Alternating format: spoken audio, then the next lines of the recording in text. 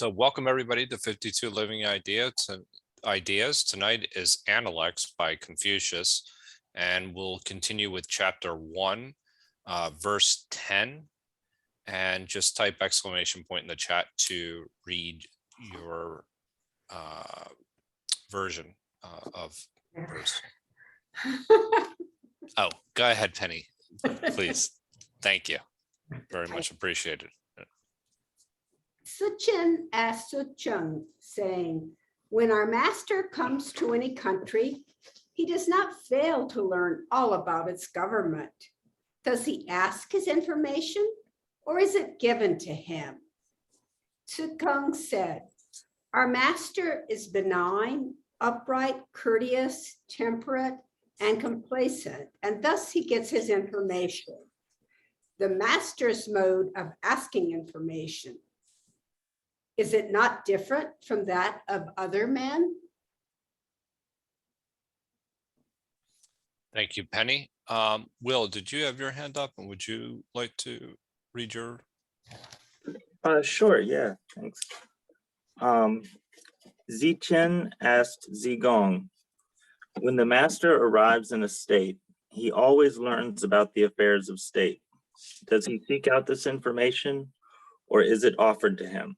Zigong replied, our master is temperate, benign, deferential, and frugal, so he obtains it by being humble. The way our master manages to obtain it is surely different from the way others seek it out. Thank you very much. And now we will go to Jason for your translation. Okay, so here is a conversation between two of Confucius' students, Ziqin and Zigong. So that's their courtesy name. So Ziqin asked Zigong, when our master traveled to a state, he always knows the politics of the state. Does he ask, or do people tell him? Zigong said, our master gets his information from being gentle, kind, courteous, moderate, and humble. I forget to translate the last sentence. So, but I think that's easy. So basically, the last sentence said, our master's ask is no different than other people. Basically, he said, Confucius didn't ask people about the politics of government. Okay, remember this one is during Confucius travel around different states. Okay, and Confucius seems to know. Ziqin is curious. Okay, because Zigong is a rich student. He make a lot of money, so he probably financed Confucius to travel. Okay, so Ziqin doesn't know this. That's why Ziqin asked Zigong. Okay. Because Ziqin probably not travel with Confucius that often. Because Zigong and Ziyu is much older, is Confucius kind of bodyguard, and Zigong is rich, so he probably, that's just my guess, probably finance Confucius business or travel. So Ziqin asked Zigong, seems Confucius know every government to different states, know the politics in this state. How does he know? He asks people, and Zigong's answer is, Confucius doesn't have to ask. His attitude will make people know. So this one is 5 attitudes, important attitude. So all the people or Confucian student should follow. One is gentle, kind, courteous, moderate, and humble. So these 5 virtues will make people willing to tell Confucius about the politics. Okay, thank you. Thank you. Mom, would you like to comment? Excuse me, I don't know that there's a lot more depth to be said about this, other than it kind of adds a nice counterpoint. Throughout the Analects, you'll find Confucius talking about people behind their back. And here you'll see his students speaking about him behind his back, but it is all respectful. And I think there's sort of a subtext to it that Confucius is such a virtuous person that even the speaking about him is just dripping with respect, awe, and admiration, because he is that virtuous. And I think that's one of the reasons that this sort of passage would be included, not only for the sort of lesson of following his example, but as a indication of, you can see when his subordinates speak of him, they're still awestruck, they're still respectful, even when master is out of earshot. And I think that's meant to be an abject lesson as well. Thank you for that. Is this a different approach that was traditionally taken by men that were in power at that time? Who are you asking? Anybody, Amon or Jason? Jason, go ahead if you want. I'm not sure it's a different approach. I think it's in common sense, right? When if you want to know something, you ask. But well, that's just my personal idea. In general, if you want to know something, you ask. But here he said Confucius doesn't have to ask because his attitude will make people willing to tell him. Personally, I think this lesson have a bad influence for all Asian, Chinese, okay? Because if you, Among probably know, I don't know, you have a lot of Asian students or not. Usually Asian students do not ask too much question because I think it's because you think if you have the right attitude, you should know. If you ask, then that's not the first class. So that's my personal opinion on that. So don't learn from Yeah. I would agree with you, Jason. I do think they take away the wrong lesson, because there is an indication in this that Confucius isn't silent, and it's not his silent virtue that emanates from him that causes people to tell him. He engages with people. He does speak to them. And he was kind of egalitarian in that way, that he spoke to anyone and everyone. Their station wasn't of concern. That was different. I would say that was different because he was aristocracy, not very high aristocracy, but high enough that he, refused to give up his chariot. He thought of himself as part of the elite class, but he would take a student from anywhere and he would speak to anyone at any time. And probably I can just envision them getting into town with his retinue and walking to the first coolie labor he saw and saying, "My God, that's an amazing drainage ditch you're digging there. How long have you been working?" And just being engaging and convivial and congenial and truly having a sense of ren or fellow human heartedness. That's not the lesson. Jason's right. Most Asian students take away. There is a deep and abiding reticence that it would be shameful to ask a question because you might indicate your ignorance and lose face as a result. And Confucius certainly wasn't against ignorance in itself, as long as one was working to undo that ignorance. Thank you for that explanation. And so everyone just go ahead and type exclamation point in the chat if you wish to comment on verse 10. And Kevin, you're up next. I'm sorry.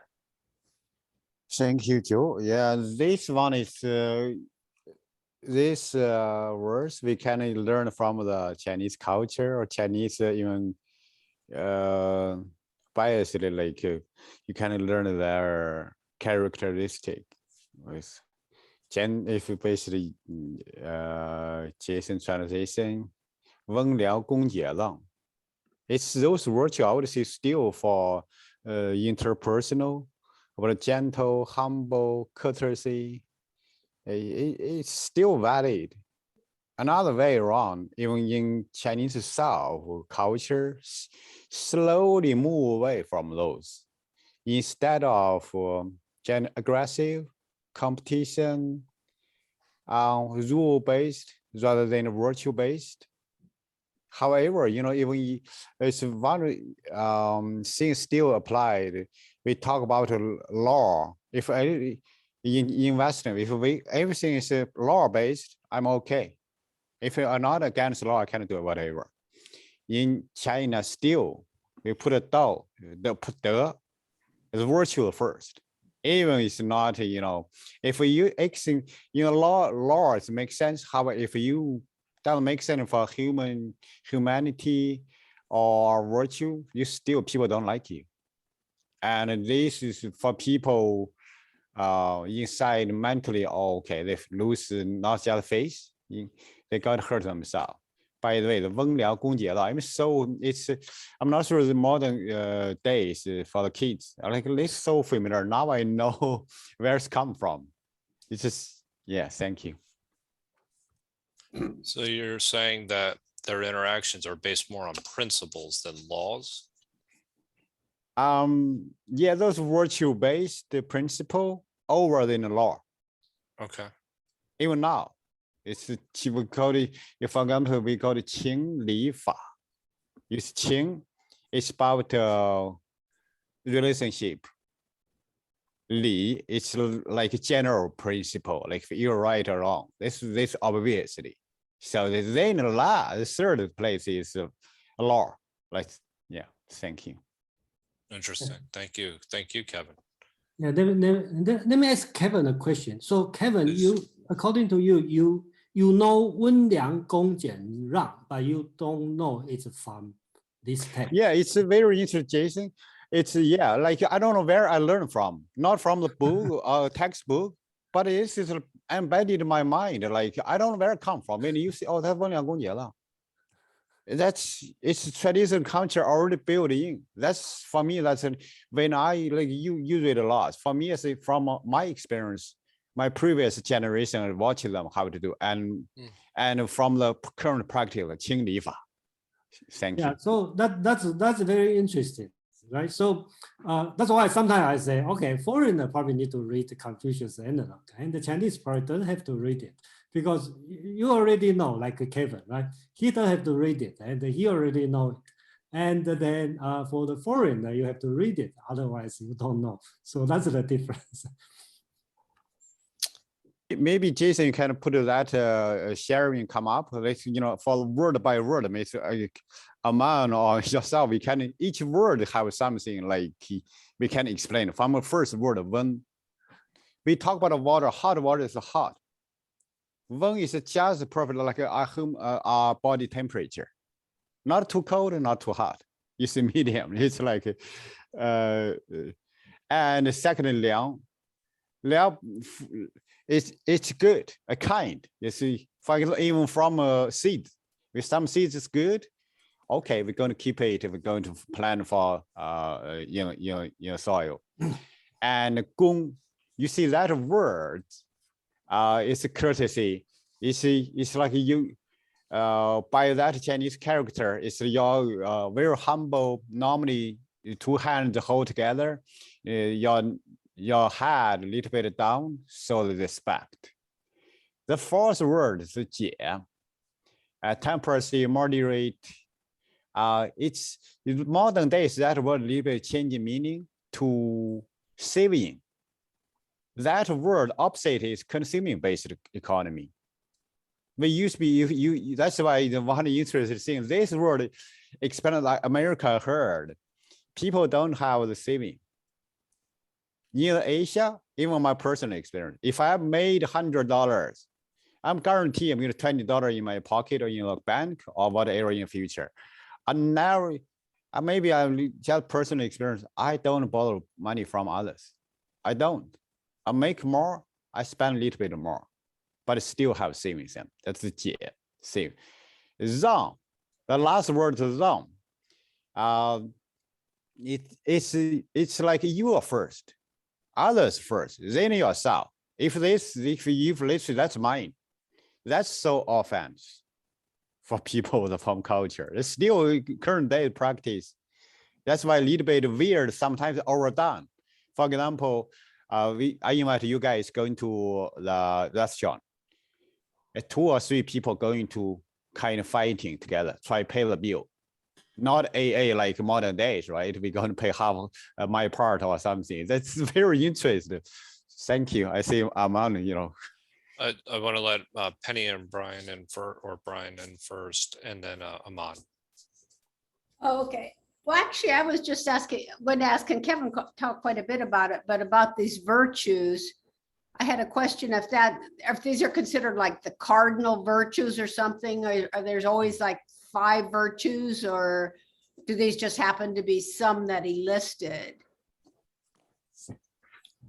Can I quickly reply?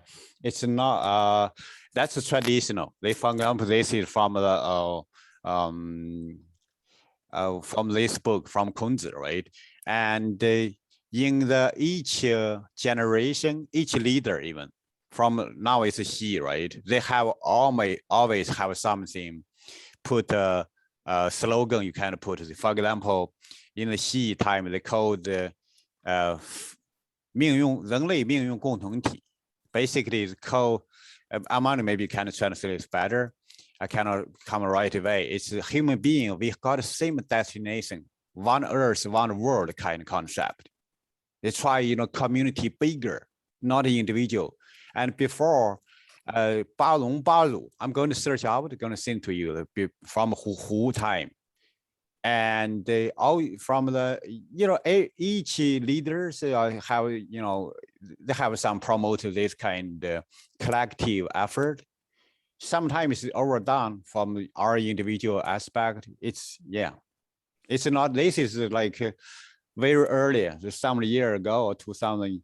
And each dynasty, they got own customized, but very close. If it's very close, you interpret them. Thank you. Excellent question. It's very interesting too. Aman. Thank you. And thank you, Kevin, for providing not just your explanation, but your delight, which was actually what made me want to comment on this. I had a similar experience when teaching the history of Western philosophy, especially Western metaphysics, to classrooms, and having these light bulbs go off over students' heads where they're like, oh, that's where that comes from in our world, in our modern day, in our modern culture, because some of these ideas are so ancient, but so foundational that the example I always loved to use in school was, you know, ask any group of people, what are the 4 elements? They'll tell you earth, wind, fire, water started its own band. But it's 1 in 100 that'll tell you where in ancient pre-Socratic thought that sort of atomic theory actually comes from, and what it means to even think of atoms as a tome, that which can't be cut any further, any smaller. We have foundational ideas so deeply ingrained in our culture that we don't examine the foundations of it often. And when we do re-encounter it, there's this sort of aha delight. That's what I was hearing from Kevin when he was talking about these Confucian virtues and about how these are just so ubiquitous to Asian culture, not just Chinese, but Pan-Asian, China, Korea, Japan, Vietnam, you know, Singapore, anywhere that was touched by Confucian thought, that it's delightful to actually go back and see, oh, there's the inception point of this. That's where this actually occurred. How it may have changed could be kind of like, how has atomic theory changed since, you know, Aristotle? Vastly, but the absolute bedrock foundational idea remains the same, that there is a essential fundamental component of existence, and in this case, an essential fundamental component of virtuous behavior. That actually brings me to what, Penny, you were asking about these being cardinal virtues, also something from our thought tradition in the West, because quite frankly, we were a lot less literate. We didn't have as many texts to read or as many commentators on text until well into the Renaissance era, before you get people who were contributing volumes and volumes and volumes of text, commenting on, ancient text. And by that point, it was primarily biblical text. In the East, you had a scholastic tradition starting right after Confucius, and commentators giving their own conflicting impressions of the ideas from basically his two star students. Oh my God, the name's Shunsu, and I forgot the other one. But the two primary Confucians who did a lot to propagate his ideas, both of them were in disagreements about something as fundamental as, are human beings good, or are they, selfish and flawed? And so you see a very large divergence of the thought tradition in the East, but with this bedrock foundation remaining the same. Thank you, Aman. Next up, I have Madeline, followed by Jason. Yeah, well, let's see. So I was at another meetup group recently. We were discussing a paper on a sort of arcane area of Western philosophy. And one of the people there had also been going to the Saturday evening Asian meetup group, and she knows a lot about Western philosophy. And suddenly we were in this conversation about what if instead of having, so this was a light bulb moment, like Aman was talking about, like, what if instead of having different ontological levels, like whether they're substance or essence or whatever, what if instead we looked at them, we sort of went back to Heraclitus, did it as a process, and then suddenly we were having a conversation about Taoism and the underlying principles and the possibility of how Western philosophy could change or has been changed with that. So that was really, it was amazing. And I had originally wanted to just say about the text, I get two different impressions from this. The first one is sort of somewhat of a mythologizing of Confucius.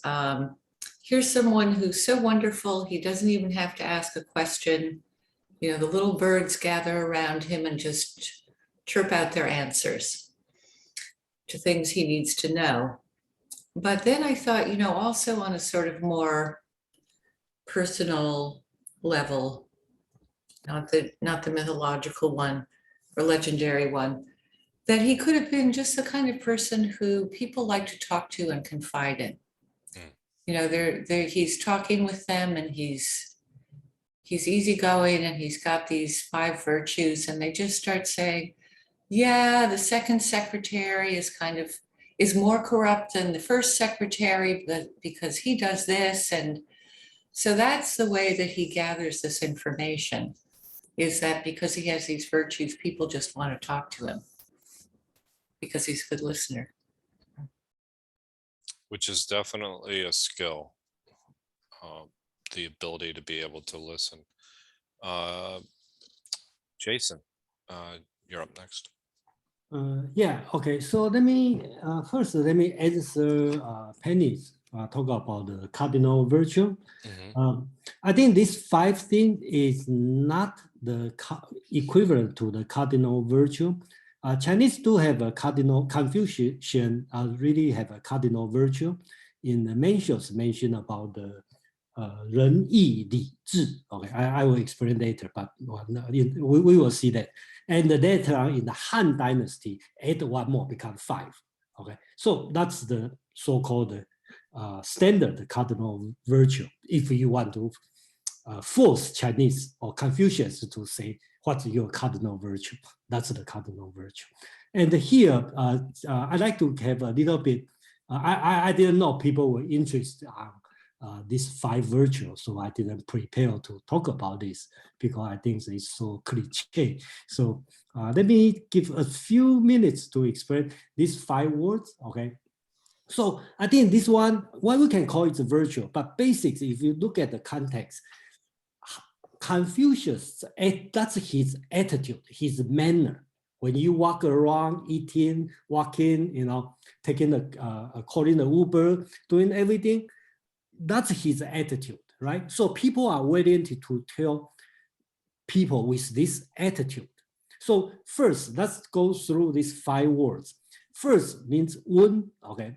The word means lukewarm, okay? So I've translated as gentle. If you put another way, it means it's not radical, not hot temper. So you are gentle, right? So that's the first attitude. Liang, in general, means kind, nice. So that means people don't feel you have the bad intention. You always have a good intention. The third word, gong, is respectful or courteous. So that means you are not arrogant, all right? So you have always respect to everybody. Number 4, jian, if you translate as economical or moderate, so that means he is self-control, he's not showing off, all right? And the number 5, zhang, that means I translate as humble, but another way to look at it is always that other people go first. You don't be aggressive. So I think that's the 5 attitudes Confucius is showing in his daily behavior, his manner. That's why people are willing to tell you their government information. So if you contemplate these 5 virtues as an attitude, so if you see a person with these 5 attitudes, you can ask yourself, would you willing to tell the person more information about your country, your business, and your family? So I think that's the way we can think about it. Yeah. So Thank you, Jason. Are there any other comments? Let me see. Aman, please. I just wanted to say real quickly, these are 5 Confucian virtues. They are not all 5 Confucian virtues, because even a quick Google search and you'll see people ask, what are the 5, 6, 8, 9? It really does boil down to, how do you go about defining what Confucius's lessons were? But you can always boil down and say, all right, at brass tacks, what is Confucian virtue? It's ren. Ren is of supreme importance. Even as I say it, I think to myself, perhaps wisdom could be right jockeying, neck and neck. And you think back to that, chapter 1, verse 1, to learn and to apply it. Is there a greater joy? To have friends come from afar, is there anything more delightful? These are his virtues laid out in steps 1 and 2, wisdom and human-heartedness, human directedness. Everything else builds upon that. And so you could probably dissect it further and further and further. All of these particular virtues are, I would say, run-based, with maybe the exception of temperance or modesty or moderate consumption. That could be considered a wisdom virtue, but it does have to do with what sort of resources will you have to avail yourself of when others need you or you need from others. So there's no clear and distinct lines in the sand here, but you could really, if you look for just brass tacks, wisdom and humaneness, those are the 2 most important things that a Confucian could do. I shouldn't have to ask this, but I will. Wisdom is not Ren based. Is that what you were saying? No, it's not something. If you are wise, you will seek out other people. So they do work upon one another. Okay. But it would be possible to gain wisdom by non-interaction, sitting in a room with a book. But even then, you're engaging with someone's words and thoughts from time past. And so that is sort of the height of Ren, of understanding human hardness and human orientedness, is to truly value those who came before you, which then leads you to Shao, which is also one of the Confucian virtues that we've talked about, that filial piety. But Right. that too is human oriented. And so it's not like they neatly stack like a hierarchy, or we could put them in a good spreadsheet column to say, oh, this one differs from. They're all iterations of the same sort of virtue, which is Confucius' highest virtue. I would say wisdom, and wisdom really comes from Ren, and Ren is the demonstration of highest wisdom. Okay, that makes sense. Thank you very much for that. This is excellent. I'm gonna let Allison go next, and Kevin, can you go after? Would you mind going Yeah, after? it's a good Allison? idea. Yeah, Yeah. absolutely. Okay. Yeah, I was wondering with the similarities between the Greek philosophers and Confucius, Mhm. did they come up with these ideas independently, or was there like, were they learning from each other? I mean, I know there was some trade across, but The only thing I can clearly say was traded was what we call the golden rule in the West, and some call Confucius' silver rule. We have do unto others as you would have done to you. And he says, do not do unto another what you would not have done to you. And he said it before it was actually written into the Bible. So I don't know who gets silver or who gets gold for first or second place, but these were independent, very, very largely independent. The intertrade between East and West in his time was virtually non-existent. right. Okay. All right, thanks. Thanks for that question, Allison. Next up, Kevin. Yeah, thank you. I think things links from the ordinary people to the leaders. I think that, for example, current one, I find the word, they have wiki page. They call the community of common destiny. Okay, Chinese 人类共同体. The previous leaders, Jiang Zemin, he also talked about the rule by rule of law and rule of virtue. So, and it's continuous. Actually, in the Xi, they talk about mentioning in National People's Congress of People's Republic of China, in national website. I don't want to put that.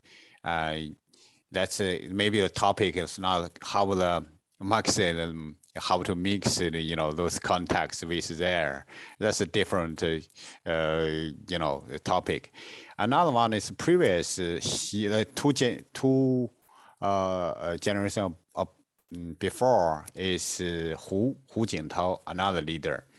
He talked about 8 honor and 8 hymns. I think the link page. It's one of its. I'm going to read one of them. Honor to those who help each other, and shame on those who seek gains at the expense of others. That's one of them. So, thank you. Thank you, Kevin. This has been an excellent analysis of 1.10. Are there any other comments anything that people wish to share about this verse? If not, we'll go on to number 11.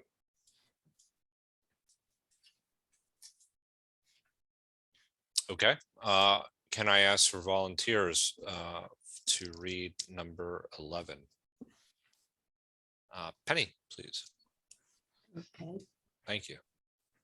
The master said, while a man's father is alive, look at the bent of his will. When his father is dead, look at his conduct. If for 3 years he does not alter from the way of his father, he may be called filial.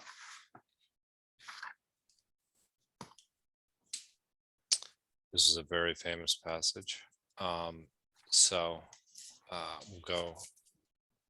I think one reading should be sufficient. Will, would you like to read your? If not, we can go to Jason's. I don't mean to put you on the spot. Mine is pretty much the same, so. Okay. Yeah. Ahmad, do you wish to comment? Actually, I wanted to read Wing Tzu Chen's Oh, old please do. translation. Please do.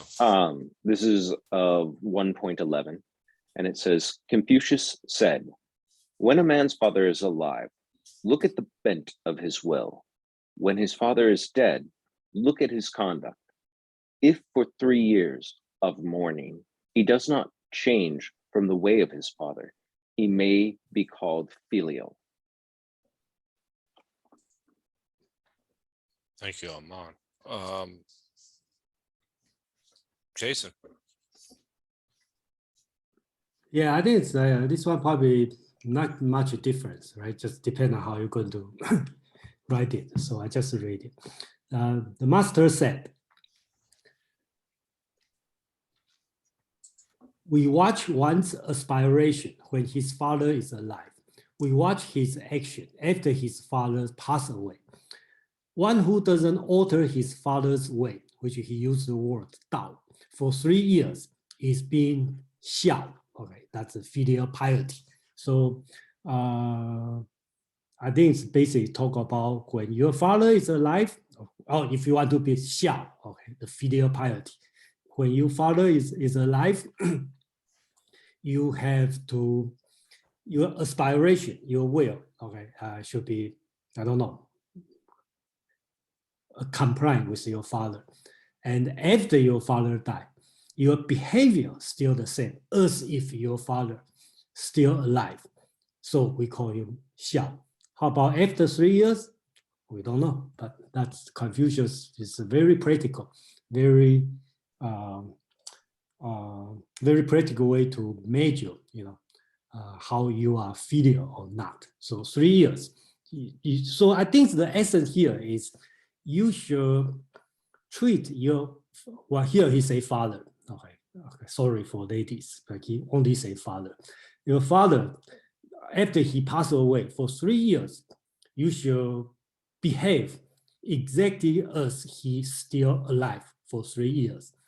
But after 3 years, you probably can make progress or change something you don't like. Okay, you always have something disagree with your father. So for 3 years, don't change it. After 3 years, you can start to change. That's my interpretation, okay, from this text.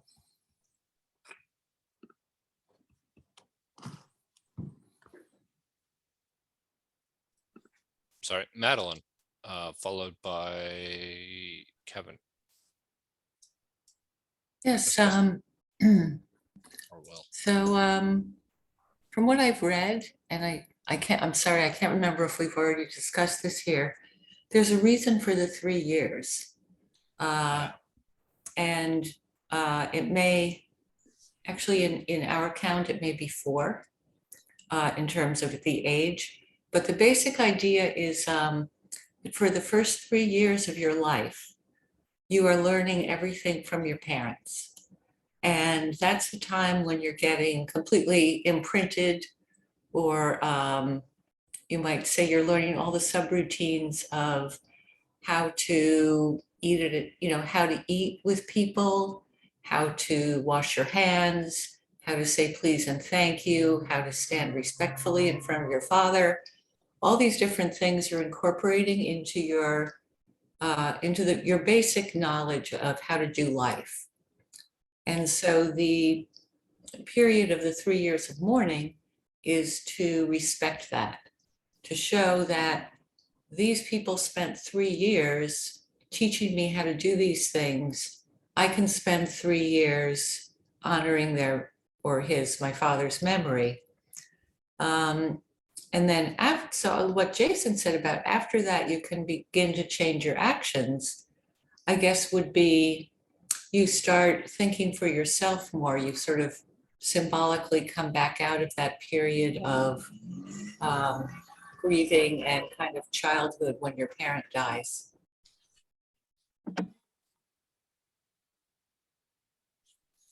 Thank you so much. Actually, that was one of my questions that I was going to pose to the group.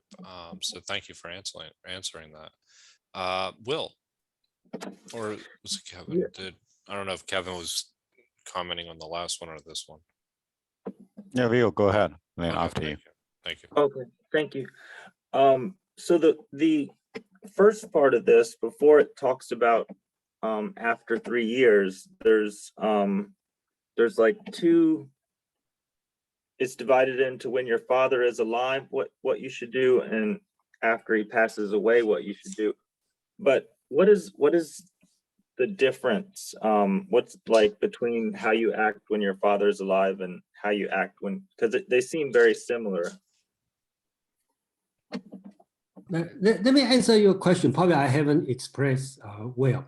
So I will assume, right? You most of your life, well, not say most. Okay, you behave. You think about the family. You don't matter how old you are, even you are 50, 60. If your father is still alive, he's still your father.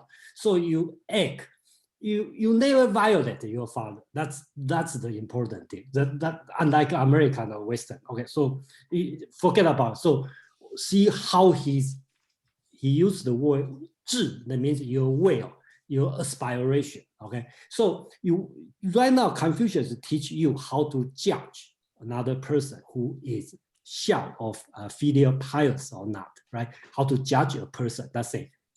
Okay, so when his father alive, okay, his behavior, is not his aspiration is the same as his father's expectation.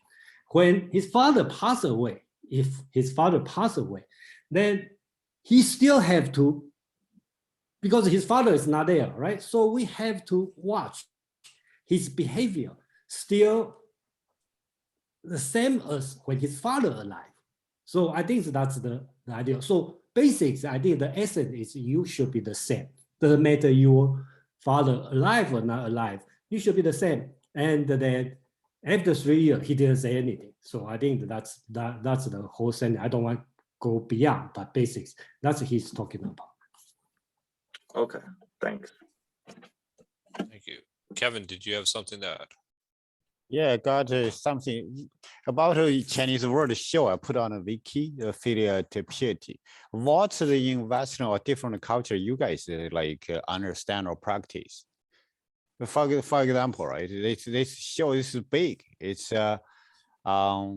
traditionally like a little bit slightly different. Jason first explanation, but later on he picked up.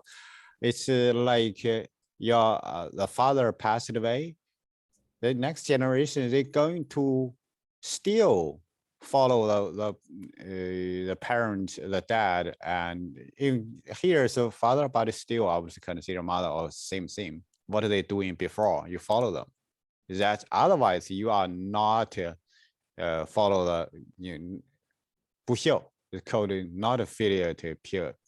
What's the investment you guys understand is here seems like, for example, I got a landlord when 20 years ago being here investing. They got 3 kids. I never see them show up locally, see, visit him, and never hear one call. So that's absolutely not, it's 不孝. It's not good. So I would hear you guys what, and from how do you understand this word, filial to piety? Then hopefully I can learn something from. Mon. Yeah, I'm kind of delighting in this because I'm reading an old commentary and it talks about it, kind of a divide that has reared its head here. I'll paraphrase this because it's quite long, but Fan Ziyu did understand this particular saying to mean that a son should observe his father's will and past conduct. Always. That's a steady state feature. But then they give a list. Kong An Ko, Chan Xuan, Ji, a few others have interpreted this passage to mean that while one's father is alive, one's actions are restricted. However, after the father's death, he is completely autonomous and should be judged by his own conduct alone. So there's a divide here as to what is the advice. The prominent thinking seems to be that your father is alive, he's still your moral compass, your actions reflect on him as well. And therefore, you, if you are shou, are to be conscious of your actions because they will reflect on your father. And even for 3 years after his death, that should remain true. After that, the difference would be one person's interpretation that, yeah, and that remains true for the rest of your life as well, because you are for eternally a reflection of your father, your grandfather's conduct and moral character. The others say, no, no, no. After that 3 years is up, now it all rests upon your head. You are now to be held responsible for your own conduct. That doesn't mean that you have somehow lost shou, but you have fulfilled that filial obligation enough that now one can say, yes, you were shou, but you may have other character qualities, and we can examine those very closely now that you live without that restriction looming over your head. So there is no consensus directly on this. And when Kevin was asking, what do we in a Western culture understand as filial piety? I can't even say Western culture because it's different in Italy than it is in Denmark, than it is in England, than it is in, Fort Lauderdale, Florida, than it is in Madison, Wisconsin. It's very regional. It's very, very highly idiosyncratic. And one person's devotional behavior to their parents may be someone else's, maybe anathema to somebody else. One person's parents may say, well, they're not doing what we'd love, but they're living their best life and we're very proud of them. Versus another parent who says, they didn't go and do what I told them. I could not be more grossly disappointed. And so the terms of what constitutes showing fidelity to your upbringing are just not as written in stone and easy to pin down for the Western world. That's an excellent example, Amat, and thank you for answering Kevin's question. Because I was thinking about that, and that brings a new perspective for me. Jason, you're next. Yeah, this one I just want to remind everyone of two things. First, same as if you've been with me on the Dao De Jing interpretation, same as a lot of interpretation are later time. Remember, Confucius 2,500 years ago. So during this period of time, if you ask the so-called Confucian scholar in Han Dynasty, in Tang Dynasty, in Song Dynasty, in Qing Dynasty, in today, their answer will be totally different. Okay, so I think that's the first thing we have to remember. The answer will be very wide spectrum. Personally, me, when I do the translation, again, I do it in a way. I look at the text, I check other interpretation. I just try to recover what Confucius as a person in that situation, why he talked about this and what he meant. Of course, I'm not scholar. I'm just interested on that. So that's my attitude on that. So that's the first thing I want to say. Second thing I want to say, Confucius say this one is a little bit irony because his father passed away when he was 3. So he hardly know his father. Okay, so his mother passed away, I think when, I forget what age, I will check. But basically, he at 3 years, his father passed away. He hardly know his parents, put this way. So Interesting. Okay, Madeline. So had the 3 years of mourning and ritual observance bit standard before Confucius, or was he the one who was recommending 3 years? Okay. Medicine, let me answer this question. I think that's one important message I forget to talk about this. Okay. In today's sense, we say 3 years. We think about like a long time. You have to mourn for 3 years. But think about that time. Okay. Probably Confucius considered us a moderate people, not radical. So I think that's one answer. He said 3 years is okay. Okay, is enough to when he answered the question. So that means people want to show your respect to your parents. Sometimes they last too long. They do too much. So 3 years at that time probably, as I said, probably means a moderate way. So okay, that's enough. After 3 years, you can move on. Don't last too long. Not asking you like you have to endure for 3 years. I think that's the same situation when you look at Buddhism. Buddhism actually is a revolution. He is moderate from the radical ascetic, because at that time, the Hinduism, a lot of people, they go too much. They die in there, they refuse to eat, they live a terrible life. But Buddhism try to moderate. So another way we look at this situation is Confucius actually is try to be moderate, don't want to do too much. So that's another way we can look at. And today we may think about, oh, he's too conservative, but probably not. Thank you, Jason. Madeline, do you have anything to follow up on that? Yeah, thank you. That was really helpful. Because that this was a suggestion for sort of like there's a limit to it. So you wouldn't get people being like, say, Queen Victoria, where she was in mourning for her husband for the rest of her life. And everyone else was kind of subdued because of it, because they were supposed to be following her lead. And then, of course, when she died, everyone went kind of crazy. So yeah, thanks, Jason. Thank you, Jason. And then, so we have Brian or Penny, followed by Will. So I want to respond a little bit to what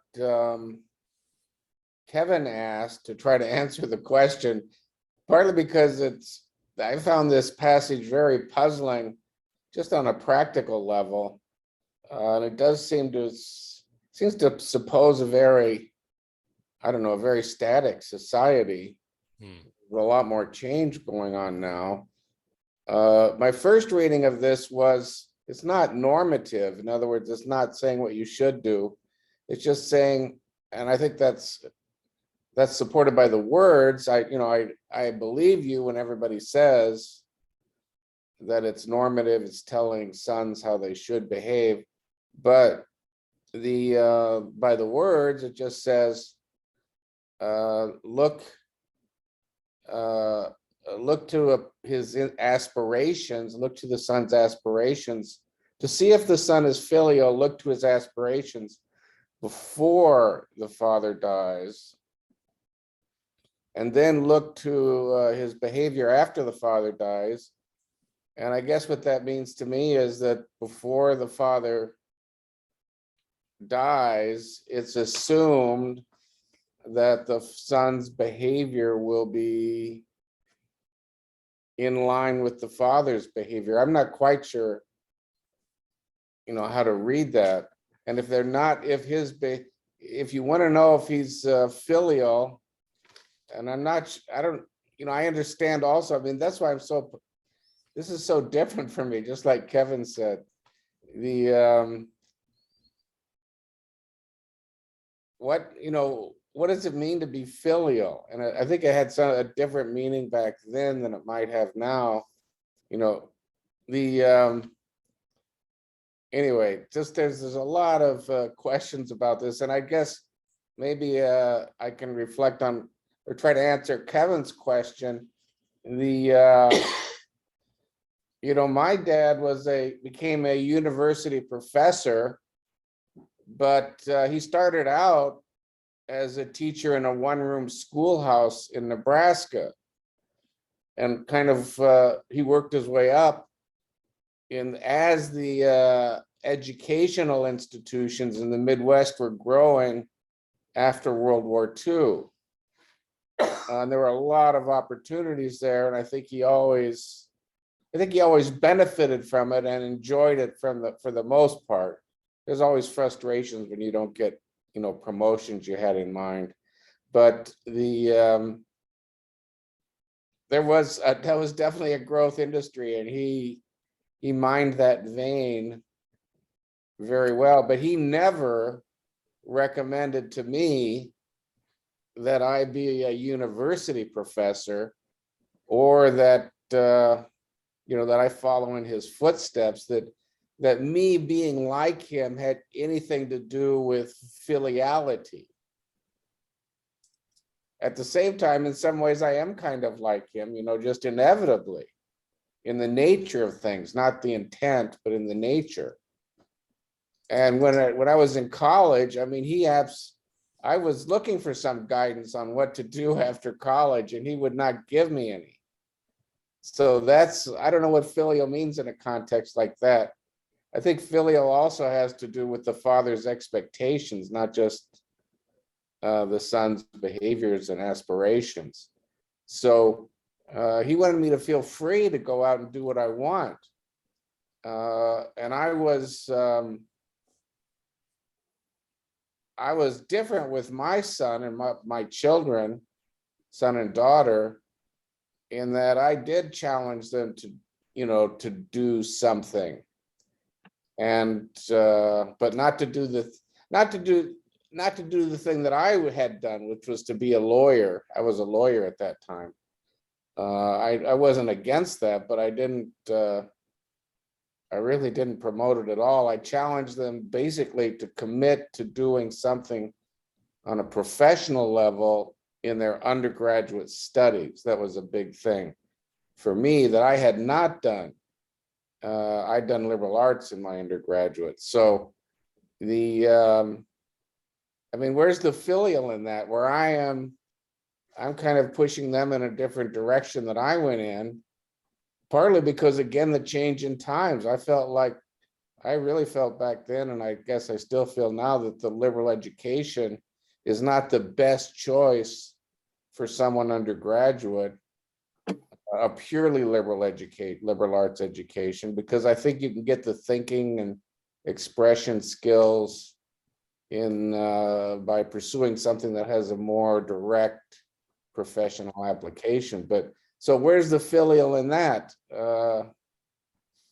I just don't know. What does the word filial mean in these contexts when there's this kind of changes, when the father's what does it mean that the child does what the father expects? What does filial mean? I don't know. Jason, do you want to tackle that before we go to Will really quickly? Yeah, I think it's an okay. interesting question. Let me respond to Brian's question. Okay, first, you ask about it's a normative or it's not normative. You think it's a I believe you assume it's a descriptive or suggestive. I think every word in Confucius is normative. Okay, he's preaching. Okay, so at least I will read this way. And the plus, especially on this text, he is judging. Tell people how to judge a person. So it's hard to say it's not normative. It's not normative because it's judging a person, right? That's the first thing I'd like to answer. Second, you ask what's the filial. That's why I keep the Chinese pronunciation xiao, okay? Because it's very different. And Confucius, just like Ren, like Li, okay? Confucius never give a correct, fixed answer. In book 2, they have about 10 chapters, 10 conversation, all about xiao. So you be patient, you will see that Confucius have answer. Again, you probably still cannot find and have a quick answer like what is xiao, right? The reason we are thinking about what is xiao, because we've been trained in the Western world as rule-based. So everything have a definition. it have the rule. So you will ask the question, what is xiao? What is filial? But Confucius is not a person with rule base, he's virtual base. So it's no definition, but depend on the situation, he will keep telling you different things, and you got to feel it. So it's vague, it's odd, but that's it is. So that's my answer. This is actually giving me a new perspective on Ren. So when book 3, there's another person ask about Li, same thing. Confucius answers, what a great question, right? So every time when like Brian will ask Confucius, what's xiao? Confucius, what a great question, because no answer. He will, So I have Kevin, Amon, then Allison. Alison, Will, go I'm first. sorry, Will should Oh, be Will going. and Alison. This maybe is more of an observation than a question. I mean, when I read like older literature, Western literature, I sense that like kind of filial piety, even though it's not talked about in that term, is like a much bigger deal, maybe in like 200 years ago. But still, it doesn't seem like even necessarily close to the Chinese culture's value that they put on that. And I know my parents never stressed that, like, that I was supposed to sort of unquestioning, like, follow their guidance.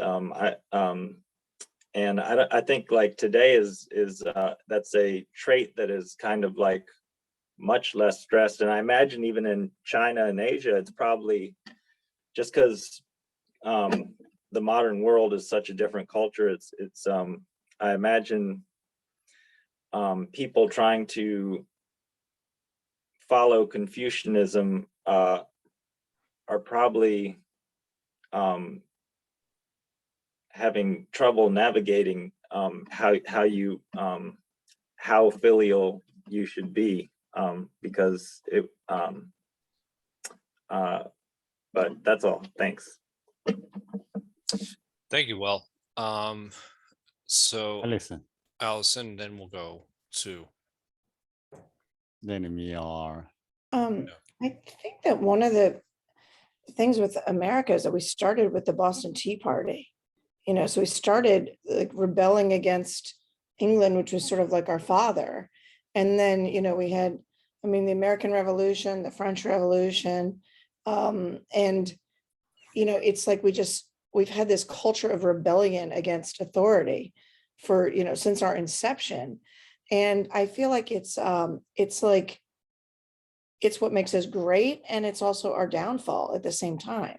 It's both, because on one hand, it helps us to be creative and innovative and come up with new things because we're doing different things than what our fathers did. But then on the other hand, we don't follow rules at all. And sometimes we really should. And sometimes people are very, very disrespectful to authority when they really shouldn't. So I don't know if we could find maybe like a little of both worlds would be a little bit better, I think. Thank you, Allison. Next up, we have Kevin. okay, I'm going to start from this word, the xiao. It's I'm not sure correct. You see the from it's the top left to the bottom. The top left is old. It's like lao, elderly, or you can see it's parents and grandparents. It depends on some. Imagine let's way back to 2,500 years ago, a lot of time. Agriculture, it's and hunting. When you're young, when you got energy to do things. When you get old, it's not for there's no 401, no pension benefit. Who's going to raise you? Who's going to help you? If we are like other this species, like they just naturally go past the way. However, we are human beings. From the self-protect perspective, okay, we need to raise you as kids from the baby to the 3 years until you're growing up.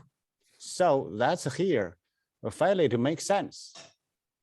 So that's from one angle over there. Now these days, the generation, I assume, 2,000 years, last 2,000 years, not much change this time. It's just, however, recently, for example, in China, one child policy. You got two parents, could be both sides. They also, the one parent, one kid got two grandparents, basically 4 grandparents, one dad, one mom. So it's upside down. So it's all not already like old days. I need to support my home family, not just, and by the way, another tradition culture in Chinese, they need a generation by generation deliver. You need to have baby, support the family. Agriculture, it's needed a team effort. I'm going to pause there. Thank you. Well, thank you, Kevin. Joe has some emergency. I'm taking care of this. So Aman, please. Oh, thank you, Jason, and thank you, Kevin. I had to actually write down some notes to keep track of my ideas. I wanted to go all the way back to what, Brian, you were talking about defining shao, or the lack of definition for shao. And something you had said at meetups long ago about, I believe it was your son who said there wasn't philosophy in the Eastern world. This is one of those reasons why those kind of claims get dropped so glibly by Western philosophers, because there's a very staunch tradition of analytical philosophy that says, amongst everything else, all the other normative behaviors, you must define your terms. That was something that I encountered again and again and again in scholarship, is terms must be defined. You are not to leave things ambiguous. And the Analects obviously violates that rule. I mean, flouts that rule very intentionally, never defining these terms that we still have to wrestle with thousands of years later, because Confucius never bothered to define his terms. There is a saying that he has somewhere later in the Analects that he would not continue to teach a student having revealed one corner of a problem, did not return to him the other 3 corners. And the idea there was, his teaching method was to engage his students into this kind of deep critical analysis of what he was talking about, and have them return to him with expanded ideas around it. And I think even the writing demonstrates that. As to modern filial piety, or the normative nature of his definition of filial piety, again, later chapter, I think it's Zaiwo who comes to him with a compromise and says, why not 1 year, master? I mean, isn't it kind of a bad thing that we're taking people out of circulation for 3 years? Wouldn't 1 year be sufficient? And there's no kind rebuff. There's no gentle, there is an outright smackdown. You are a worthless, unvirtuous person if you think that is sufficient. If you think that your parents could have just cared for you for 1 year and left you be, and you'd be alive here to talk about it today, then you, my boy, have another thing coming. It took them at least 3 years. Damn it, it's going to take you 3 years to honor them properly. That's really his normative, prescriptive nature. And as far as current events go and dealing with this, Will, I think you began talking about that. And you're right, it is somewhat difficult. However, the modern Chinese Communist Party has really come up with its own very distinct way. And I'm putting the social credit score into the chat here. They have a very prescriptive way of what to do to be a virtuous person. And I believe it is tier number 2 that says taking care of an elderly family member. That is something that gains you a higher social credit score. Neglecting a family member, you'll be penalized. And there are real world consequences to the Chinese social credit score. I invite you all to actually take a glance at it. There's a real attempt to capture Confucian ideals, or at least the language of Confucianism, as a means of social engineering. There has been since about the Han Dynasty, and there continues to be today, though it gets reiterated in new disguises, but it still rests on these ancient ideas of Shao, Ren, Li, that we have been talking about here now. I don't know that that's how it has to be. That is simply how it has been played out through history to modern times. And Jason's absolutely right. You get Confucians of different eras, you will get different iterations. And you're seeing that even now today with the, I guess it would be postmodern neo-Confucius. Excellent point. And I've read quite a bit about the social credit score. And now that you made that link, actually, between taking care of elderly and, is it your citizen score? I forget. That making that link actually it's kind of chilling, to be quite honest.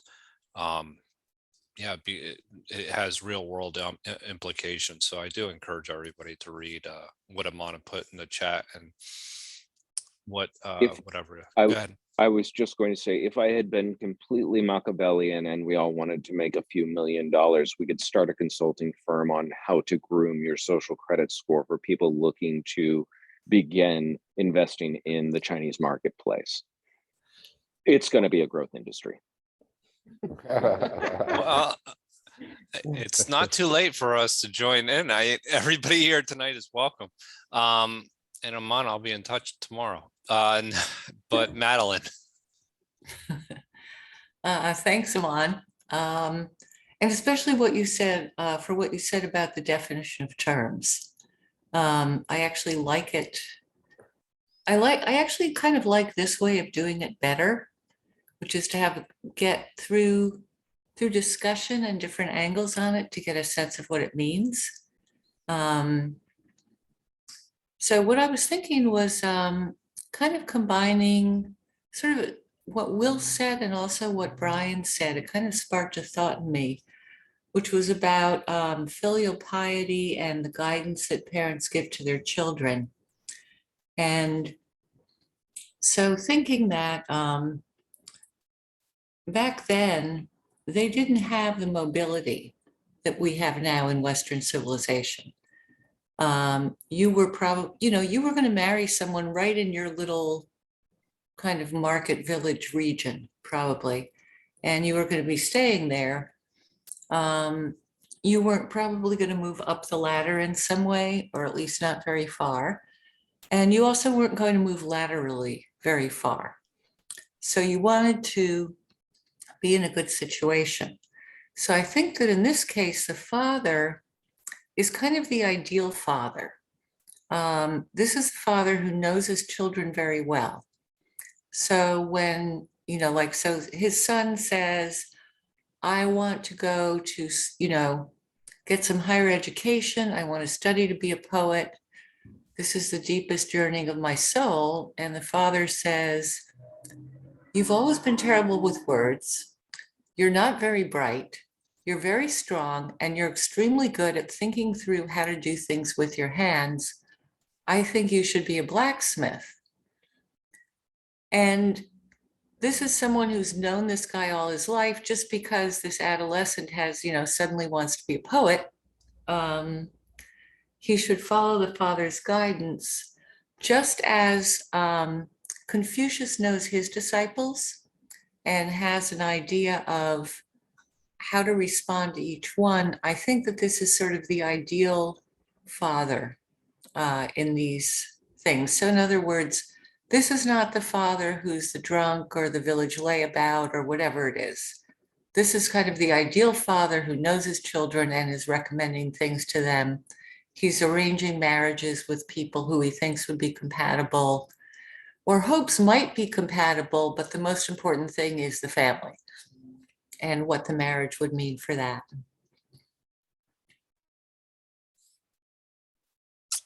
Thank you for that, Madeline. And I'm a true friend, so I guess my score will drop, Jason, if I'm gonna actually be, so I'll stick with you, even though my score may drop. So great points all. Do we have anybody else left in the queue? Brian has a point. Yeah, Brian, forgive me. Go ahead. yeah, I just wanted to, I think what Madeline was talking about, I think now I'm understanding better the, how shall I say, the intent or the spirit in which these Confucian statements were made. But I think that Madeline put her finger on a couple important things. Number one, there was not a lot of change in the past, and the things that were important were probably the things she flagged. I did at some point I was doing a lot of work in Germany anyway, and my mom's family was from Germany, so I just I hired some guy to trace back, and that was his business, to trace back the family lineage of my family in this corner of Germany. Of course, it was not in Germany for, there was no Germany until 1870s. And they lived in a part that was the Duchy of Oldenburg, very close to the Dutch border up north. But the interesting thing is, this guy could trace back the lineage of my mom until the 1200s. And it was all in that exact same neighborhood. They were maybe all 10 to 20 miles apart from each other for a very long time. And they did not move until that Duchy of Oldenburg was incorporated into the Prussian state, which was very militaristic, and they were, gunning for the Prussians were looking to fight with the French and the Danish and everybody else. So at some point, all the parents said, hey, it's time for you young kids to get out of this neighborhood. And so the ones they'd lived in since the 1200s, in a couple years, 1866 to 1868, they all got out, all of my mom's ancestors. And they all moved to the exact same town in Nebraska, which was called New Oldenburg. And then they were farmers. They were all farmers. Just as Madeline said, they were all intermarrying within this little community until my grandparents said they did not want my mom and dad, who were from the same little community, to be farmers because it just was not a very good deal. So all these things she said are really, there are a lot more changes, I think, going on than there used to be. But the other thing she put her finger on was that this thing that kind of perplexed me when I read this is that sometimes your parents' guidance is it's appropriate to the times, but the guidance in effect is not do what I did, but do what I say. And that's that's I guess the filial thing, I guess, would be to follow your parents' advice. Even when they're not dead, they're still alive. You look at his conduct while he's alive, while your father's alive, and your father's telling you to do something different, do something else, like move to a new continent or stuff like that. Anyway, this is it's all it just rang a few bells with me when she was saying those things. I had a quick comment too, and Please. along the same lines, you know, about, I think that things were much more static, and people tended to continue in the traditions of like whatever their father was. And so in Confucius' time, these were kind of the aristocrats. So, you know, the son should act in the same way as the you know, That's the father. did. And my very short story about I think that type thing is when I was, you know, when we were younger, and maybe I was at about 9 or something, and or maybe 12 or something, we were learning about professions and different things like that, you know. They said, you know, so I went and talked to my grandfather, who was a farmer, and I said, "Grandfather, why did you decide to be a farmer?" And he looked at me and he said, "I didn't decide. That's what I became. My father was a farmer. I became a farmer. There was no decision." Right. That is just what happened. So I'm thinking that's kind of along the lines here. And the last thought, which is just unrelated, but because I studied Spanish culture and stuff, they had at that time, you know, like a rule.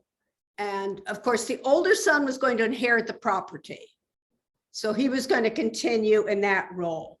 The second son was to become a soldier and to make his fortune that way in the world. And the third son was to become a priest. And that was basically, if you were the third son, that was what you were supposed to be. You were supposed to be a priest, and the second son was going to join the military. So, and I think that they would probably think that was filial piety in their sense, to do the proper thing, which was to do the proper role. It's interesting when you get into these, the idea of roles it's very important, because you're talking about how to order society at that particular moment in time as well. And that's something that's much deeper when you're talking about, you know, kind of restoring a certain amount of order in people's behaviors. Kevin. Yes, thank you, Brian and Penny. yeah, Penny, you know, share the personal story. It's amazing. You know, for me, personally, I feel this one word is so important. And next generation or following, they're going to last. We forgot where we come from, where these words. Like now, we hard to get what's happened. For me, or personally, I observe Chinese history. We talk about last 2,500, the 2,000 years, it's almost not much change. We need the industry revolution, steam engine, and digital age, we just catch it up. But this dramatically changed in last 40, 50 years from agriculture, and like the Penny story, it's the same. Why? Oh, that's Korea. That's a farmer, the generation by generation, the farmer. That's the skills you need to learn. And before you have really need essential needs. When you get older, need the young support you. Now it's a different story. Now we need psychological needs. When you get older, you need a friend and a family. So need young people. I give you a call, visit you, your neighbor nice to you. So it still makes sense. And you know, digital age, I know change a lot. However, this basically our human self, we didn't change much. We just live longer, looks house. Where's our mind? Where's our heart? Where's love and soul? Thank you. Thank you, Kevin.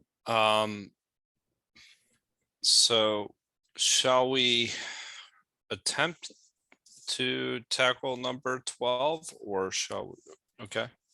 You're okay with that, Jason? Okay.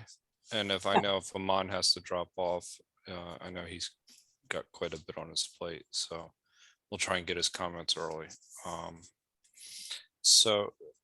Would anybody like to read number 12? Chapter 12.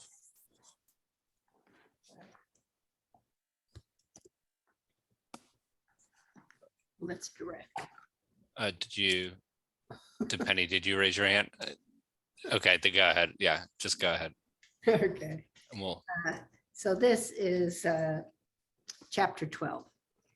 The philosopher Yu said, in practicing the rules of propriety, a natural ease is to be prized.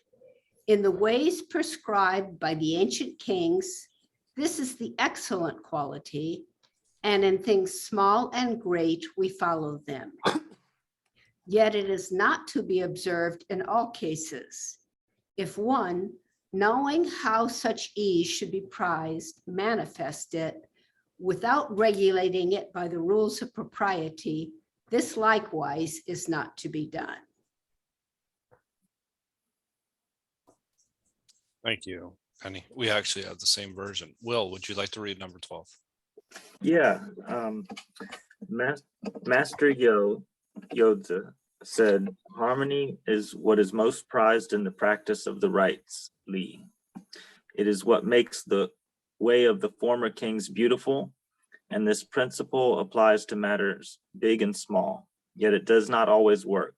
If you aim only at achieving harmony in everything because you know that it is the ideal, and do not let the rules of the rites guide your action, it will not work. Thank you for that. Jason, would you like to share your translation? Okay, yes, let me just one.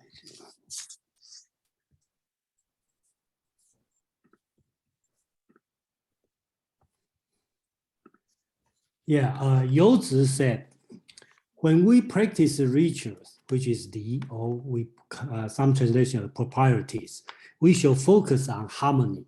This is the excellence of the Tao of the ancient sage kings.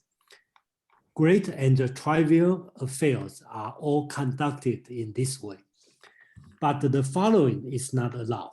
Only knowing to focus on harmony to achieve harmony without regulating it by rituals is not allowed. So basics, I think it's talking about the purpose is doing the is another word. Okay, in book 3, Confucius will focus a lot about the ritual. And the most important, the highest goal is harmony, because you want to do properly that to bring the harmony. But he's also talking about you cannot just to reach the harmony and forget about the regulation. The Li has 2 purposes. One is reach the harmony. One is control it, regulate it. So Confucius talking about here, not Confucius, Youzi, the Confucius student, talking about here is you cannot just for the sake of harmony, to be harmony and forget and bypass the regulation part. So that's the 2 sides, right? One is harmony, one is you have to regulate it, and you keep focus on not forget about the regulation part. That's the essence of this one. Thank you. Thank you. Mom, would you like to comment on verse 12? Sure. This is, if I'm not mistaken, not the first time Li has been discussed, but it's the first time it sort of takes front and center place in the discussion. And ritualism is definitely a component of Confucianism.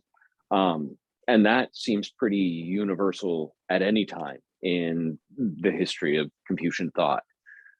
What constitutes ritual, though, can be anything from the eminently complex orchestration of a ritual. Like I said, we're coming up on graduation time. That is a very complex orchestrated ritual with prescribed clothing placement, sort of features that are to be done to enact the ritual correctly. Ritual can also be something as throwaway or as everyday as, you know, please and thank you, or in the South, yes sir, no sir, yes ma'am, no ma'am. Those are ritualized behaviors, much like walking up to somebody and shaking their hand. Mhm. We complete these rituals as part of the grease of social intercourse. And I believe Confucius understood that very, very well. But he also sort of treated it with almost a fetishism. And I have to be careful about imbuing too many of my own thoughts and opinions into the matter. When Yotze is talking about Li's purpose is to foster harmony, he's getting at this idea that these rituals do make that grease, they make the gears turn, they make interactions within degrees predictable and therefore comforting and reassuring. But he's also saying that it is vitally important that the ritual not become divorced of its purpose, that it ceases to actually do what it's meant to do. Because if you're going through elaborate measures but ceasing to create harmony through them, then the ritual ceases to serve its purpose. And so it needs to be reevaluated. When he talks about the sage kings, these are the people who Confucians and always pointed to as those who knew best how to be virtuous people, who were venerated, who were better than Junsa. That's one way to think of the sage kings. And when he says great and trivial affairs were all conducted this way, think of the handshake, think of a wedding ritual. But the following is not allowed. Only knowing to focus on harmony, to achieve harmony without regulating it through Li is not allowed. So this almost feels like an indictment of a Montessori system. And I say that very anachronistically, but if your only focus is to foster easy and effortless social intercourse, you may not actually be yielding a long-term result. You may actually just be overindulging people. And that is as dangerous as losing sight of what purpose the rituals serve in fostering harmony in the first place. That's a very, very interesting point. I mean, we've covered here form follows function many, many times. And actually, while covering the Bible, we discussed in certain times how, Jesus would perform a miracle, and people were upset that it was on the Sabbath. So the idea that this form, this ritual, was kind of, taking the place of the actual function, which is, providing a certain amount of harmony. You just performed a miracle, but you're saying it's on the Sabbath. So that there's this idea that you're worshiping the form, not necessarily the actual action itself. And I feel like there's a similar kind of feel in that, yes, you get stuck to the ritual versus than actually focusing on what the function is, which is harmony in this particular instance. Madeline. Followed by Will, followed by Kevin. Let's see, Jason, can you put that up on the screen again, please?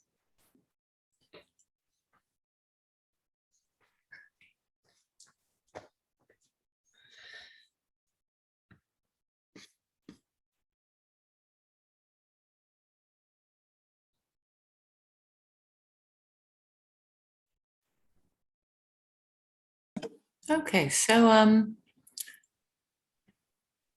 as I recall from previous discussions, this concept of harmony, it's a bit different than what we think of here in the West. Harmony would be more like people retain their individuality and also get along. So it's more like a stew where you have all the ingredients in there and they're just kind of bumping around together, but it makes a good whole. Rather than you've cooked the whole thing and now you've put it in the blender and the whole thing is homogenized. And then when I look at the second part of the whole thing, it almost seems like prescriptions for something that these rituals function on two levels, almost as if they're prescriptions for two different types of societies. So one is one in which different kinds of people get along through ritual, but it could be completely egalitarian. It doesn't really say. And then the second one says, here is how to be powerful, whether it's in your family or whether it's in society. So it's interesting. It has kind of a, it's not just that it has a dual function, it could almost be in two different worlds in a way.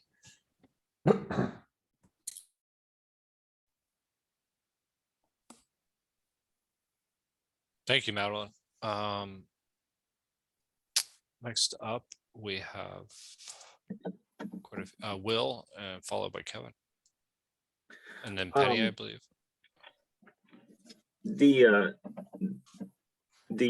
appreciation of ritual in Confucianism, it reminds me a little bit of what's called the Vinaya in Buddhism, where the monks, they follow like over 200 little rules about like how like not putting too big a spoonful in your mouth when you're eating, and they're really strict about all these little rules about how you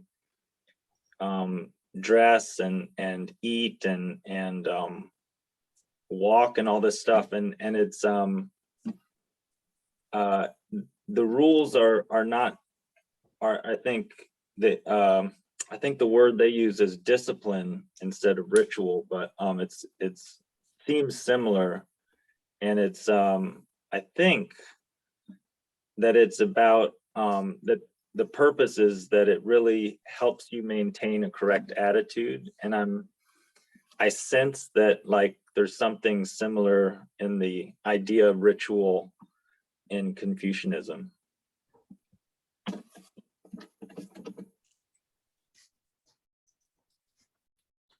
Jason or Armand, do you have any comment? Or if not, we'll just go to. I would simply state there's a reason why Buddhism eventually took hold and did really well in China. And it was, at least in no small part, both of them were very much worshipers of regulation and control of mostly oneself. Thank you for that. Next up, we have Kevin. I put one word. It's it uses a he and harmony. It's a two part, left, right. Left is original crop from agriculture. Basically, it's wheat or anything you can eat. And now it's mouse. Everybody have something to eat, not just ourselves and also others. That's her. However, we all hungry. Who go first? So that's the second is the li. The ritual come to play, right? So normally, traditionally, like in our Western, lady first, elderly go first, then guests normally tradition Chinese guests they eat first, then normally hosts later on they can eat whatever they left. They worry about it not enough, right? So that's about The 和 also in these days always try to connect to a modern days. 和为贵, we still use these words. 家和吧, basically 和为贵 we value harmony. And also in other words, 家和吧四心. When the family is with harmony, we can do everything. Husband and wife together, the parents and kids. If they are get along each other, nothing can stop them work as a whole. I'm going to pause here. Thank you. Thank you. Penny, did you want to, or Brian, did you want to say something? I did have something. I don't know if Penny does. Yeah, you could say it first. The Penny said she'll talk after me, but yeah, I'd follow up on what, actually I had this thought already, but Kevin seems to have anticipated it a bit. I was thinking about the corporate world where there are, when I've worked in law firms and corporations and also universities, there are definitely norms to follow and even rituals. Or what would, I guess, pass as rituals. To some extent, it's like the clothing. Everybody wears more or less the same kind of clothing. And then that kind of takes clothing off the table as an issue and helps you focus on other things that are going on. And then the other thing I would say about the rituals is that it was like the rituals would be things like, and they're not always, obviously it's been highlighted, that's not always useful, but the rituals like in the corporate context would be just getting together with other people, small groups, just individual people, or the company or department as a whole, when nothing is at stake. And you get a chance to relate with people on that basis, because then there'll be times when you get together when something is at stake, and having had that background where you've got a relationship that's based on this, I guess you'd call it a ritual because people got together for no real reason, let's say, then or when nothing was at stake is probably the better way to put it, then you've got a context in which to work. And so it is, I think in the corporate, it's good sometimes just to chat, like over lunch, chat with people, and that's kind of a ritual. Again, when there's nothing to decide, nothing is at stake, everything's going well, because then you're going to have times when something is at stake or things are not going well. And then you've got, I always saw it as this background of what might be called rituals here. I saw it as you've got the blank canvas now that you can use to paint on to try to work out this problem or, achieve this goal when something is at stake. And I see that a little bit reflected here in this text too, because it doesn't, and this ties in also with the form and function that Joe was talking about. There is a hint here that there are, that there can be something at stake in connection with these rituals, and it's the ways prescribed by the ancient kings, an excellent quality in things small and great, we follow them. I don't know, what was intended there, but to me that means there's a recognition that in some ways these rituals are just on very small or even pointless things, but then they can be important in great things. Now, obviously, if the ritual doesn't help you address effectively the problem or the opportunity or however you want to see it, then then maybe the form has overwhelmed the function. but I also see it kind of as a context or a precursor for dealing with the function. So that's long-winded, my comment. Oh, it's excellent, though. I mean, and there is an element of when does a ritual become dogma, to a certain degree, and that's problematic. And I think about it in small n things, just when you just read that passage with small and big things. I forget the exact word you used, but yeah, I mean, I thought about like at a certain point stops serving the purpose of what it's actually supposed to be doing. So Penny, you have something? Yeah, no, I was just in the context of when they're talking about you should regulate your conduct according to I mean, not just follow what's harmonious. Are they thinking like, let's say that at least here, there always used to be men were supposed to walk on the outside of the sidewalk and women on the inside, and that would be harmonious, I guess.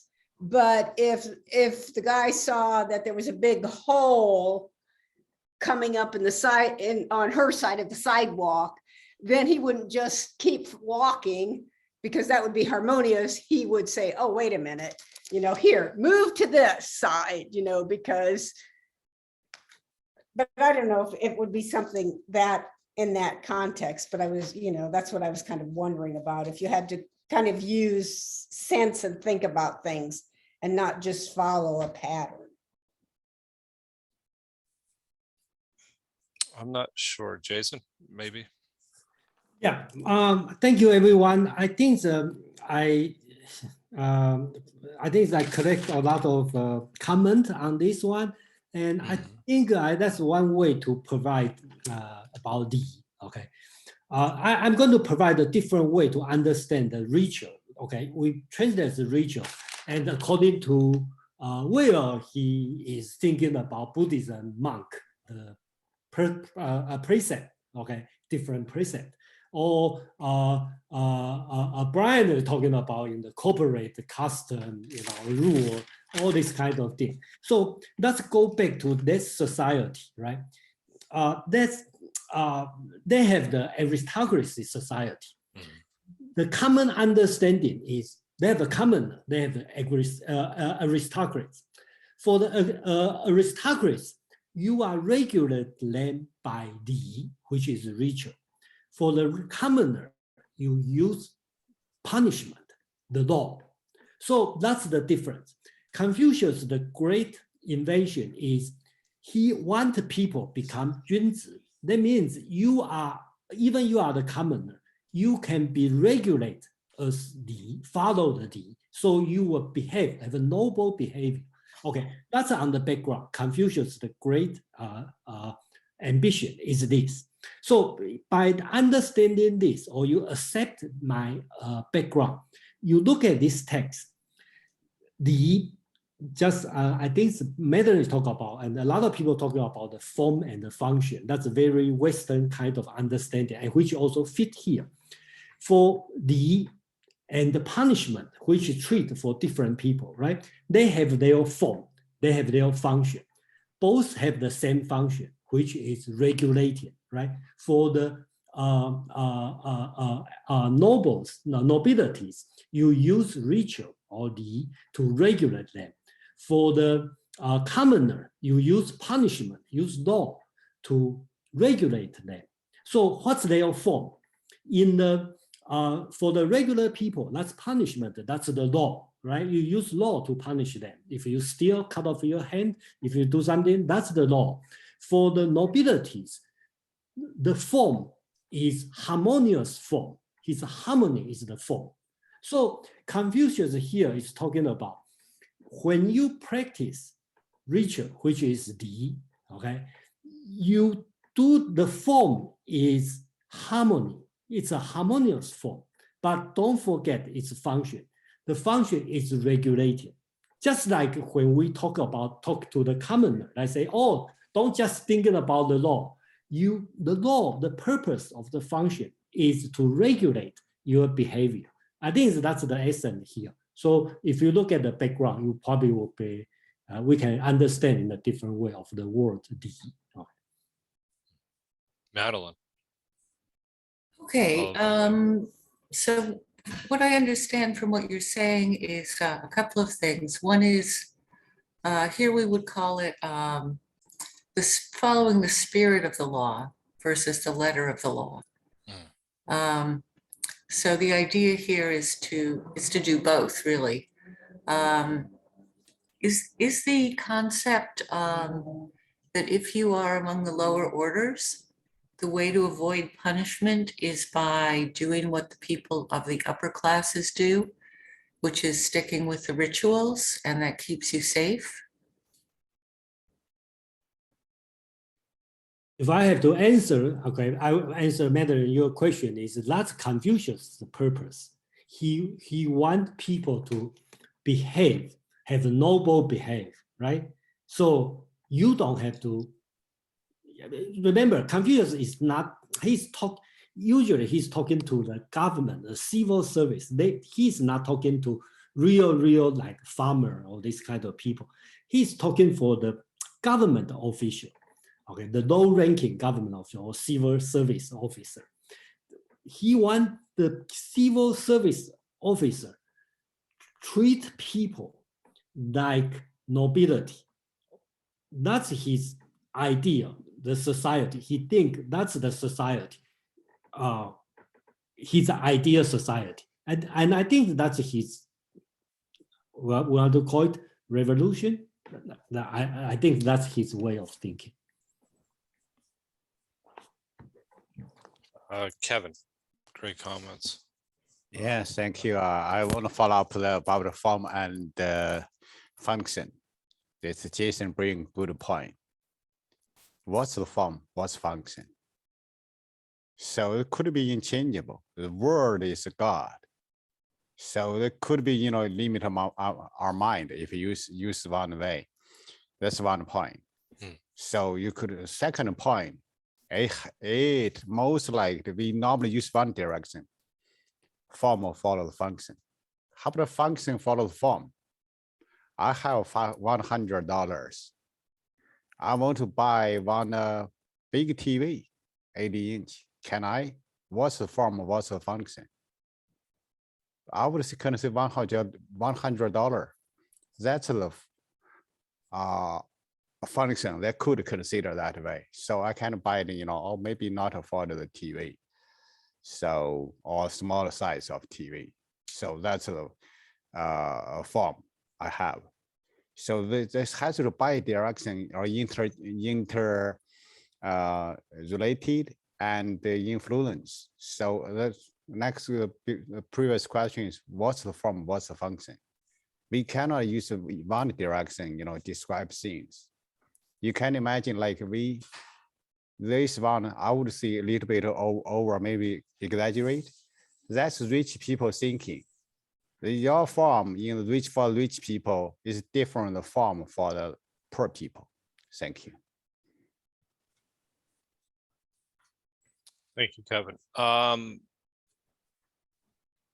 Jason, do you have any response to that? Or Yeah, for the form fit function, sorry, form and the function, I think it's, we kind of think about philosophical form and the function. Actually, my previous life, long time ago, I was working as a business process re-engineering consultant, work in the manufacturer business. We deal with the parts management. right. So how do we do the exchangeable part, right? Part A and the P, you can replace like a Boeing, they have the 4 million different parts. Which two parts can be, they are different, but you can exchange, right? I think today still follow the same practice. We call the form, fit, and function, right? So I think that's also, so that's the way I understand, non-philosophical way to understand form, fit, and function. So here, if we talk about form and forget about fit, talk about form and form is how, when you look at, right, two parts you look at, they are the same. So we are the same form, right? And the function, when they achieve the same purpose, that's the function. So if I understand form function, in this way. That's also a correct way in the industrial way to understand. Thank you, Jason. Are there any more comments this evening? I go quick follow, that's Oh, modern days. please, go ahead. Yeah, modern days, we go into like a subject oriented, or here's a philosophy, here's a physics, here's engineer. You think about why engineer is work, because you have to work. If you're not at work, you put a big elephant, put one room, it's not reasonable. You have to, base your farm, food, okay, container something. It has to be, integrated together, something in common. It's engineer concept. Could you apply to philosophy too? Why not? That's why philosophy on bubble, over there, it's not realistic sometimes. Thank you. Thank you, Kevin. I don't see anybody else in the chat. Are there any other comments? Anybody else wish to comment about verse number 12? Brian? Yeah, I would Or just, Madeline? well, I just wanted to say kind of in conclusion, these discussions are so wonderful for me, hearing from Madeline and Kevin and Jason and Amon and then Joe, just everybody has had something. Penny has had wonderful things to question and to add. So this has been a really, as usual, I guess I would say, a great discussion. I want to just second that, because like I honestly ended up taking more notes than I did actually in the participation of it. But it went from the discussion about virtue, and then we got into this idea of how the respecting of one's parents and elders and the purpose of that, and the meaning in that, and how it's essentially we got into a rules-based society. And then we also got into the ideas of rituals and form follows function. I mean, that is it was a very, very good session. I really, really enjoyed this. I actually was taking more notes than normal in this particular at this particular meetup. So I'm very grateful for everybody's comments. I mean, they were excellent, everybody. And speaking of a person who made excellent comments, Madeline. Thank you, Joe. I will third that. This is great. And it is reminding me of, like say the first several meetups that we did on the Tao Te Ching, where everyone was just trying to get oriented, like, what is this text? What do the terms mean?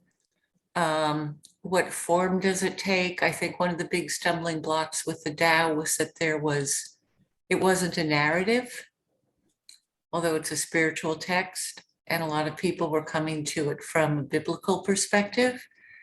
And so with this one, it's an entirely different type of text from either one of those. So that's one thing. And another is really just getting to know what the terms mean and what the context of the times were. So this is really wonderful. So thank you, Jason, and thank you, Joe, for hosting.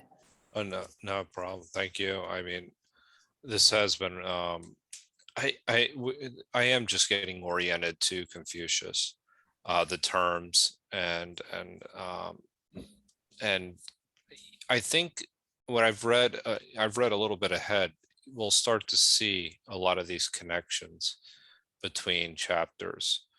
And we'll see some of the references that will start to make a little bit more sense as we move along in the text. In fact, I can already see some connections between chapter 1, some of the verses, and actually Amon made a very, very good point with essentially verse 1, essentially is wisdom. and how that was a virtue, and how that related to verse 11. But yeah, no, I thought that this was an excellent. Yeah, I meeting. would say on that point, I agree that, the human heartedness, that ties into defining and understanding words like filial piety. I guess one of the takeaways I have from tonight is that filial piety between a father and a son can't be understood unless you know that father and that son and what their relationship, what their expectations, behaviors, and aspirations have been. But the filial piety is some kind of a dialogue, conversation. It's a relationship, not rule based. It needs to be this or it needs to be that. Writing that down.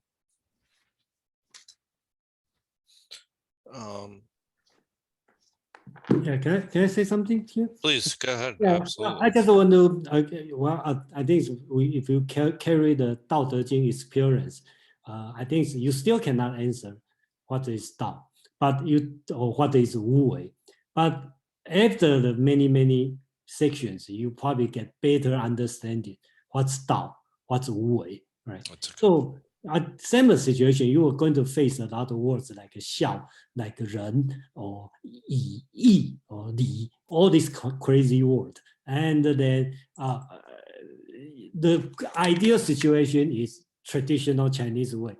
Just give it a book, that's 20 books of Confucius, 10,000 characters, memorize it until you can memorize back and forth. So then we start to explain one by one. Then you will make a connection. Oh, that's what.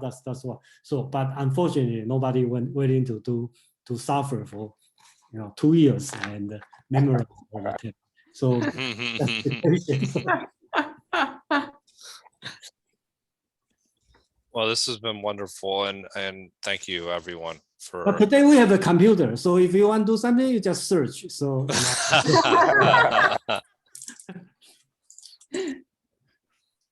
That's cheating, but this was really really a wonderful session. I especially actually appreciated 1.10. It's my favorite topic. I know it's Madeline's as well as Ren, and so and it has to do with virtue ethics. So thank you everyone.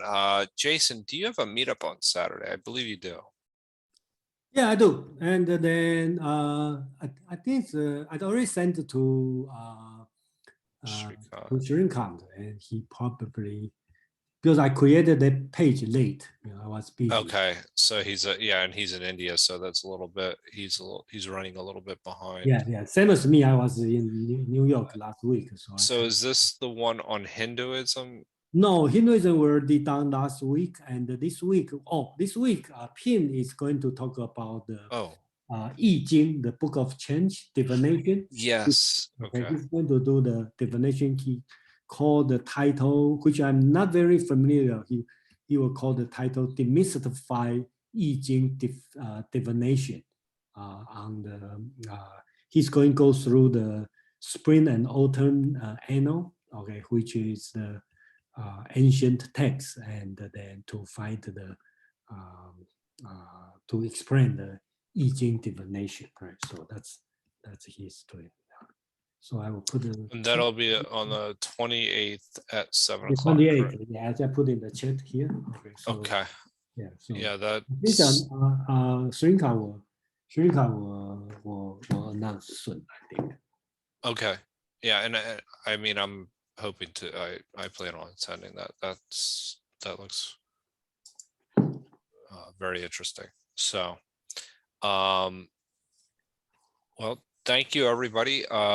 We have some upcoming events. I could do some very quick announcements. I know that we have the Evolving Self, that's at 7 o'clock on Thursday, and that's being hosted by Maritza. We have in the Bhagavad Gita will be Thursday and Friday. And that's at 9 o'clock. And I see Brian and Penny, you'll be joining us. Yeah. That's great. And Madeline. What's happening with neuroscience? Oh, that's an excellent question. So there'll be a meetup tomorrow on neuroscience, and I'm trying to pull it up. Hang on as we speak.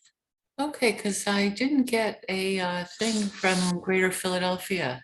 It didn't, let me see, it's not on our page, and I know that Sanjay was very late with getting that kind of description, that, in fact, yeah, I don't even know if he had gotten it to, let me see here.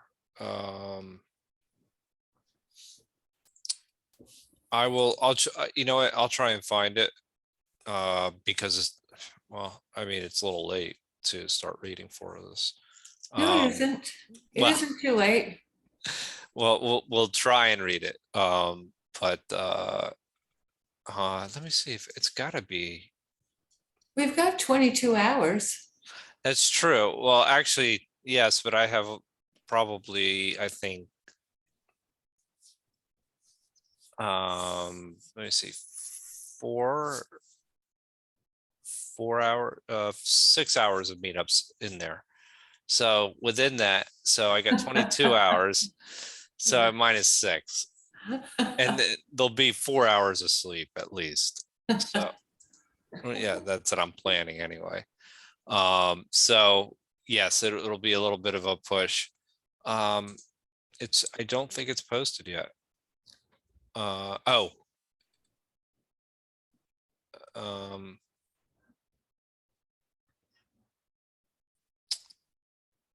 It's okay, supposedly, all right, I have to post it myself. All right, so anyway, I will send you a meetup notice. Because I just received an email from Sanjay about it, so. Okay, great. Because Okay, that gets, I mean, it's not an indicator of success, but that does get a lot of people. it does, the neuroscience meetups. Yeah, They always do, yeah. they always do, they really do. What's the topic? Frisson, Frisson, Frisson, Oh, frisson. Frisson.